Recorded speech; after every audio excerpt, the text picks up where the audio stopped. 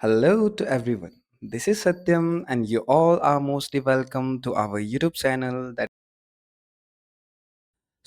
In this video, we are going to learn about Python tokens. Like, what is Python tokens and where we can use these Python tokens. So, all the things regarding the Python tokens are mentioned in the given below in the form of points. So, one by one, we will see each point and understand all the things regarding Python token. So, first of all, we will see the first point in which the definition of Python token is mentioned. So, according to the first point, a Python token is the smallest individual unit of program that the interpreter can recognize, and they are the fundamental building block of a language or of syntax. Okay, so according to the first point, जो हमारा Python token होता है वो smallest individual unit होता है किसी भी programme का, किसी भी लाइन ऑफ कोड का जो सबसे छोटा पार्ट होता है, जो सबसे छोटा इंडिविजुअल यूनिट होता है, उसे हम पाइथन टोकन बोलते हैं। और ये जो टोकन्स होते हैं वही हमारे फंडामेंटल बिल्डिंग ब्लॉक होते हैं किसी भी लैंग्वेज के और सिंटेक्स का। जो कोई भी लैंग्वेज हम लिखते हैं, उस पर्टिकुलर लैंग्वेज का जो सिंटेक्स का जो बिल्डिंग ब्लॉक होता है वो हमारा टोकन ही होता है। ठीक है, जैसे कि मान लो कि आप कोई लैंग्वेज सीखते हो, लाइक इंग्लिश सीखते हो आप, तो इंग्लिश को सीखने के लिए सबसे पहले आपको अल्फ़ाबेट सीखने पड़ते हैं। ठीक है, अल्फ़ाबेट सीखते हो, लाइक एबीसीडी आप सीखते हो। एबीसीडी को सीखने के बाद आप वर्ड्स बनाना सीखते हो। ठीक है, वर्ड्स बनाते हो, A for apple, B for ball, C for cats. तो ऐसे आप कॉम्बिनेशन ऑफ अल्फ़ाबेट्स की मदद से आप वर्ड्स को बनाते हो, एंड देन उन वर्ड्स की मदद से आप सेंटेंसेस को बनाते हो। सिमिलरली ठीक उसी प्रकार से पाइथन प्रोग्रामिंग के भी अंदर आप सबसे पहले कैरेक्टर सेट को सीखते हो, जो कि टोटली आपका अल्फ़ाबेट्स के अकॉर्डिंग होता है। पाइथन के अंदर कैरेक्टर सेट होता है, इंग्लिश लैंग्वेज के अंदर अल्फ़ाबेट्स होते हैं। उसी प्रकार से इंग्लिश लैंग्वेज के अंदर वर्ड्स होता है और पाइथन प्रोग्रामिंग के अंदर टोकन्स होता है। जो हमारे टोकन्स होते हैं वो भी फॉर्म होते हैं with the help of combination of character sets. हमारे मल्टीपल कैरेक्टर सेट्स को कंबाइन किया जाता है, जिसके फॉर्म होते हैं, जिससे फॉर्म होता है हमारा टोकन्स। और ये जो टोकन्स होते हैं वो with the help of combination of multiple tokens एक पर्टिकुलर लाइन ऑफ कोड को आपको फॉर्म करता है, और जिसकी मदद से हम लोग मल्टीपल लाइन्स ऑफ कोड को लिखते हैं, जो कि हमारे एक प्रोग्राम को फॉर्म करता है। ठीक है, तो यही होता है हमारा Python token.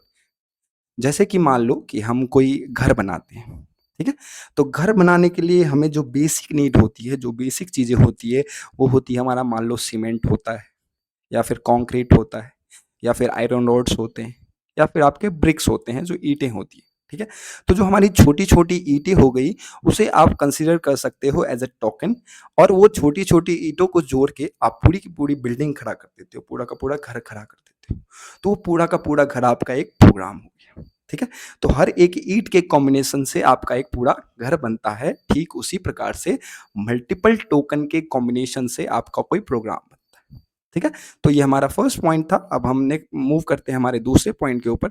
So according to the second point, when you write a Python code, it is broken down into tokens during the lexicon analysis phase of a compilation.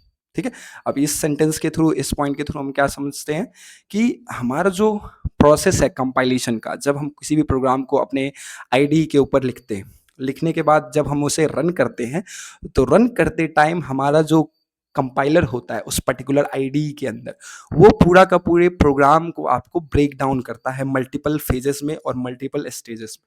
ठीक है, तो उन सब प्रोग्राम एग्जीक्यूशन होता है उस फेज में, जो आपका ब्रेकडाउन होता है आपके प्रोग्राम का, उसमें एक फेज होता है लेक्सिकन एनालिसिस। तो इस पर्टिकुलर फेज के अंदर आपके जो प्रोग्राम होते हैं, जो लाइंस ऑफ कोड आप अपने प्रोग्राम्स के अंदर लिखते हो, उसे कन्वर्ट किया जाता है छोटे छोटे वर्ड्स में, जिसे हम टोकन्स बुलाते हैं। ठीक है, सो टोकन्स का जो कन्वर्जन होता है फ्रॉम अ प्रोग्राम, वो होता है with the help of lexicon analysis phase, जो कि हमारे कंपाइलेशन पार्ट में होता है। ठीक है, सो जो हमारा नेक्स्ट पॉइंट है वो क्या है कि tokens are also known as lexical unit.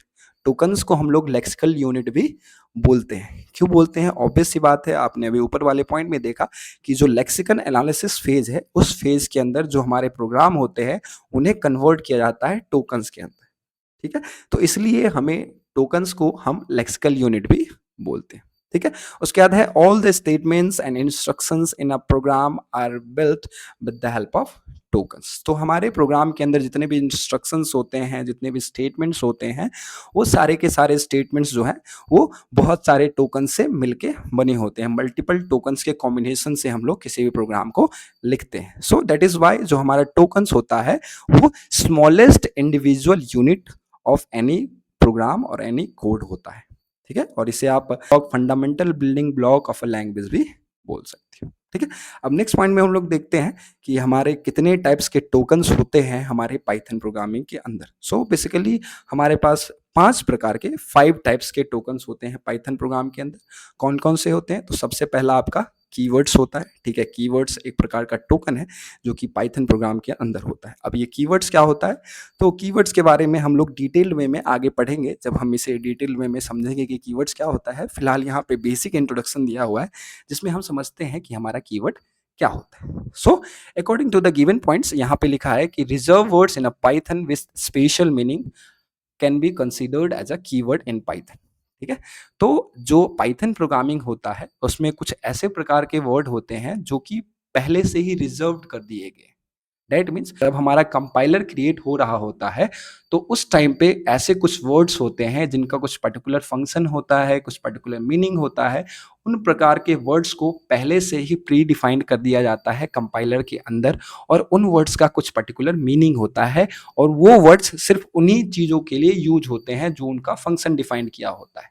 सो उन प्रकार के वर्ड्स को हम लोग रिजर्व वर्ड्स भी बोल सकते हैं या फिर कीवर्ड्स भी बोल सकते हैं। अब वो कौन कौन से रिजर्व वर्ड्स होते हैं? सो हमारे पास मल्टीपल रिजर्व वर्ड्स हैं पाइथन प्रोग्रामिंग के अंदर। जब हम इसे कीवर्ड्स को डिटेल वे में पढ़ेंगे तो हम वहाँ पे आपको एक एक कीवर्ड्स के बारे में बताएंगे, समझाएंगे, और उसका यूज क्या होता है, फंक्शन क्या होता है, उसे हम डिटेल वे में एक्सप्लेन करेंगे। फिलहाल यहाँ पे देख सकते हो आप कि एग्जाम्पल के तौर पर हमारा इफ हो गया, एल्स हो गया, वाइल हो गया, फॉर हो गया, क्लास हो गया, डेफ हो गया, इम्पोर्ट हो गया। तो ये सारे डिफरेंट टाइप्स ऑफ कीवर्ड्स हैं आपके पाइथन प्रोग्राम के अंदर। फिर नेक्स्ट पॉइंट यहाँ पे लिखा है कि you can not use keywords as an identifiers. तो जो कीवर्ड्स होता है आप उसका इस्तेमाल नहीं कर सकते हो किसी भी आइडेंटिफायर को लिखने के लिए। अब ये चीज़ क्यों लिखी गई यहाँ पे वो हम आगे आपको समझाते हैं जब हम आइडेंटिफायर्स को पढ़ेंगे। ठीक है, तो फिर हम नेक्स्ट मूव करते हैं। हमारा जो दूसरा टाइप का टोकन्स होता है उसे हम लोग बोलते हैं आइडेंटिफायर्स। ठीक है, तो अब ये आइडेंटिफायर्स क्या होता है? तो names given to variables, functions, classes etcetera is known as identifier. ठीक है, तो जो नेम्स हम प्रोवाइड करते हैं, नेम्स लिखते हैं अपने पाइथन प्रोग्रामिंग के अंदर, कुछ भी नेमिंग करते हैं किसी भी वेरिएबल का या फिर किसी भी फंक्शन का, तो उस नेम्स को हम लोग आइडेंटिफायर बोलते हैं। ठीक है, अब ये जो आइडेंटिफायर्स होते हैं उनको हम लोग डिफाइन करते हैं, उनको हम लोग लिखते हैं। उसको लिखने के लिए कुछ रूल्स होते हैं, हमें उस रूल्स को फॉलो करना होता है। ये आपके पाइथन प्रोग्रामिंग के सिंटेक्स का पार्ट है। ठीक है, हमने आपको पहले भी बताया है कि हर प्रोग्रामिंग लैंग्वेज को लिखने के लिए एक पर्टिकुलर सिंटेक्स है, एक पर्टिकुलर वे, आपको उस वे को फॉलो करना होता है। सो आइडेंटिफायर्स को लिखने का भी एक प्रॉपर वे है, आपको उसी वे में आइडेंटिफायर्स को डिफाइन करना है पाइथन प्रोग्रामिंग के अंदर। अगर आप उस चीज़ को अगर फॉलो नहीं करते हो, रूल्स ऑफ आइडेंटिफायर को फॉलो नहीं करते हो, तो आपका जो पाइथन का कंपाइलर है उस पर्टिकुलर आइडेंटिफायर को एक्सेप्ट नहीं करेगा। सो दैट इज वाई हमें उन रूल्स को फॉलो करना पड़ता है। इसमें मल्टीपल रूल्स हैं और ये सारे के सारे रूल्स हम डिटेल्ड वे में जब हम आइडेंटिफायर्स को डिटेल तरीके से पढ़ रहे होंगे तब हम आपको अच्छी तरीके से एक्सप्लेन करेंगे। ठीक है, नाउ हम लोग मूव करते हैं। नेक्स्ट हमारा जो टोकन है वो है हमारा लिटरल्स। ठीक है, जो हमारा थर्ड टाइप ऑफ टोकन है जिसे हम लिटरल्स बुलाते हैं। आप लिटरल्स को एक तरीके से वैल्यू बोल सकते हो या फिर डाटा भी बोल सकते हो। तो यहाँ पे देखो क्या लिखा है, constant value used directly in the programs. तो वैसे वैल्यूज, वैसे कांस्टेंट वैल्यूज जो हम प्रोग्राम के अंदर डायरेक्टली यूज करते हैं उसे आप लिटरल्स भी बोल सकते हैं। लिटरल्स के कौन कौन से टाइप है? तो यहाँ पे आप देख सकते हो लिटरल्स में हमारा न्यूमरिक है, फिर स्ट्रिंग है, फिर बूलियन है, फिर स्पेशल है। तो ये मल्टीपल टाइप ऑफ आपके लिटरल्स होते हैं। हम इन लिटरल्स के बारे में भी डिटेल में पढ़ेंगे। न्यूमरिक मतलब आपको यहाँ दिख रहा होगा कि यहाँ पे जो नंबर्स होते हैं उसे न्यूमरिक बोलते हैं। स्ट्रिंग जो होता है वो कलेक्शन ऑफ कैरेक्टर्स होता है। फिर बूलियन में आपका ट्रू फॉल्स आता है, स्पेशल में एक नन आता है। तो इन सभी चीज़ों के बारे में भी जब हम आगे डेटा टाइप्स पढ़ रहे होंगे तो वहाँ पे इन सभी चीज़ों को हम डिटेल्ड वे में देखेंगे कि हमारे लिटरल्स क्या होता है और लिटरल्स में ये स्ट्रिंग, न्यूमरिक या बूलियन जो होते हैं वो क्या क्या होते हैं। ठीक है, फिर नेक्स्ट हम मूव करते हैं। हमारा जो नेक्स्ट आपका टोकन होता है वो होता है आपका ऑपरेटर्स। ठीक है, अब ये ऑपरेटर क्या होता है, तो symbols that performs some operation, उसे हम लोग ऑपरेटर बुलाते हैं। वैसे सिंबल्स जो कुछ ऑपरेशन को परफॉर्म करते हैं उसे हम ऑपरेटर्स बुलाते हैं। ठीक है, और पाइथन प्रोग्रामिंग के अंदर कुछ कुल इतने प्रकार के ऑपरेटर्स होते हैं, जो कि आपका सबसे पहला है अर्थमेटिक, फिर है आपका रिलेशनल, फिर लॉजिकल, फिर असाइनमेंट एंड देन बिटवाइज। तो ये सारे के सारे ऑपरेटर्स होते हैं, ये सारे के सारे सिंबल्स जो हैं वो किसी पर्टिकुलर ऑपरेशन को परफॉर्म करते हैं। दैट इज वाई हम इन सिंबल्स को ऑपरेटर बुलाते हैं। यहाँ पे आप देख सकते हो मल्टीपल टाइप्स ऑफ ऑपरेटर्स हैं, और ये सारे के सारे ऑपरेटर्स भी एक प्रकार के टोकन होते हैं। इनका भी हम इस्तेमाल करते हैं किसी भी प्रोग्रामिंग लैंग्वेज को लिखने के लिए, प्रोग्राम को बनाने के लिए। ठीक है, नेक्स्ट हम मूव करते हैं जो हमारा लास्ट आखिरी टाइप ऑफ टोकन है, दैट इज पंक्चुएटर्स और डेलिमीटर्स। ठीक है, तो हमारा जो पंक्चुएटर्स होता है वो क्या होता है, तो ये कैरेक्टर्स होते हैं जो कि स्ट्रक्चर ऑफ कोड को बनाने में हेल्प करता है। किसी भी कोड के स्ट्रक्चर को बनाने में ये जो चीज़ें लगती है उसे हम लोग बोलते हैं पंक्चुएटर्स या फिर डेलिमीटर्स। ठीक है, अब पंक्चुएटर्स कौन कौन से हो सकते हैं, हो गया, ब्रैकेट्स हो गया, करली ब्रेसेस हो गया, कॉलम्स हो गया, कॉमा हो गया, या फिर सेमी कॉलम हो गया, या फिर डॉट हो गया, या फिर एट द रेट जिसे हम डेकोरेटर्स भी बोलते हैं। तो ये सारी की सारी चीज़ें आपकी किस में आती है, आपकी आती है पंक्चुएटर्स के अंदर, जिसे हम डेलिमीटर्स भी बोल सकते हैं। ठीक है, तो ये सारे पॉइंट्स के थ्रू हमने समझा कि हमारे कौन कौन से टोकन्स होते हैं पाइथन प्रोग्रामिंग के अंदर। नाउ हम एग्जांपल के थ्रू समझते हैं कि हमें टोकन कैसे क्लासिफाई कर सकते हैं किसी भी प्रोग्राम के अंदर। अगर हमारे पास कोई भी लाइन ऑफ कोड लिखा हो तो उस कोड के अंदर हम कैसे पहचानेंगे कि कौन सा टोकन है, कौन सा टोकन नहीं है, और हमारे प्रोग्राम के अंदर, हमारे पर्टिकुलर लाइन ऑफ कोड के अंदर कितने टोकन्स अवेलेबल है। ठीक है, तो हम समझते हैं थ्रू एन एग्जाम्पल। हमारे पास यहाँ टोटली 3 एग्जाम्पल है, सो वन बाय वन हम ईच एग्जाम्पल को देखते हैं और एग्जाम्पल के थ्रू हम समझते हैं कि हमारा टोकन क्या होता है और कितने टोकन्स हैं इस पर्टिकुलर लाइन ऑफ कोड के अंदर। ठीक है, तो सबसे पहले आप यहाँ देखोगे कि हमारा एक यहाँ पे सिंपल सा लाइन लिखा हुआ है x इज इक्वल्स टू 10। ठीक है, तो ये सिंपल सा लाइन ऑफ कोड है। अब इस कोड के अंदर जो हमारा है टोटली 3 टोकन है। अब कौन कौन से टोकन है वो समझते हैं। तो सबसे पहला जो x है वो x एक प्रकार का वेरिएबल है, और जैसा कि आपने ऊपर पढ़ा था कि वेरिएबल एक प्रकार का टोकन होता है। तो ये आपका हो गया सबसे पहला टोकन। देन आपके पास इक्वल्स टू सिंबल है, तो इक्वल्स टू सिंबल हमारा एक ऑपरेटर होता है, और ऑपरेटर भी हमारा एक टोकन होता है। देन आपके पास वैल्यू है यहाँ पे 10। तो 10 एक डेटा है, और डेटा को हम लोग क्या बोलते हैं, लिटरल्स बोलते हैं, और लिटरल भी जो होता है वो आपका एक टोकन होता है। सो टोटली इस पर्टिकुलर लाइन ऑफ कोड के अंदर टोटली आपके पास 3 टोकन्स अवेलेबल है। ठीक है, नाउ हम लोग नेक्स्ट एग्जांपल पे मूव करते हैं, जहां पे आप देखोगे कि यहाँ पे आपके पास एक सिंपल लाइन ऑफ कोड है जिसके अंदर आपका if x is greater than 5 लिखा हुआ है। तो इसके अंदर आप देखोगे कि कितने टोकन्स हैं, तो इसमें टोटली आपके पास 5 टोकन्स है। इसमें कौन कौन से टोकन्स है वो समझते हैं। तो सबसे पहले आपके पास इफ है। ठीक है, जो इफ है वो एक प्रकार का कीवर्ड होता है, और कीवर्ड एक टोकन होता है। ठीक है, नेक्स्ट हमारे पास x है, x एक वेरिएबल है, तो वेरिएबल भी एक टोकन होता है। फिर हमारे पास ये ऑपरेटर है, ग्रेटर देन का सिंबल है, तो ये एक प्रकार का ऑपरेटर है, और ऑपरेटर भी आपका टोकन होता है। नेक्स्ट हमारे पास वैल्यू है, दैट इज 5, तो 5 एक लिटरल होता है, और लिटरल भी यहाँ एक प्रकार का टोकन होता है। नेक्स्ट हमारे पास ये कूलम्स है, और कूलम्स को हम लोग पंक्चुएटर्स या डेलिमीटर्स भी बोलते हैं, जो भी एक प्रकार का टोकन होता है। सो टोटली इस पर्टिकुलर लाइन ऑफ कोड के अंदर हमारे पास टोटली 5 टोकन्स अवेलेबल है। ठीक है, नाउ हम लोग मूव करते हैं हमारे नेक्स्ट एग्जांपल के ऊपर, जो कि हमारा ये है, दैट इज प्रिंट हेलो। ठीक है, तो इस पर्टिकुलर लाइन ऑफ कोड के अंदर आप देखोगे कि टोटली हमारे पास 3 टोकन अवेलेबल है। कौन कौन से टोकन्स है, तो हमारा सबसे पहला जो टोकन है इसके अंदर वो हमारा प्रिंट है। ठीक है, तो प्रिंट एक प्रकार का रिजर्व वर्ड है, जिसे हम लोग कीवर्ड भी बोलते हैं। तो हमारा जो प्रिंट है वो सबसे पहला टोकन है। देन इसके बाद हमारा यहाँ पे है पैरेंथेसिस, डेलिमीटर्स जिसे हम बोलते हैं, या फिर आप पंक्चुएटर्स भी इसे बुला सकते हो।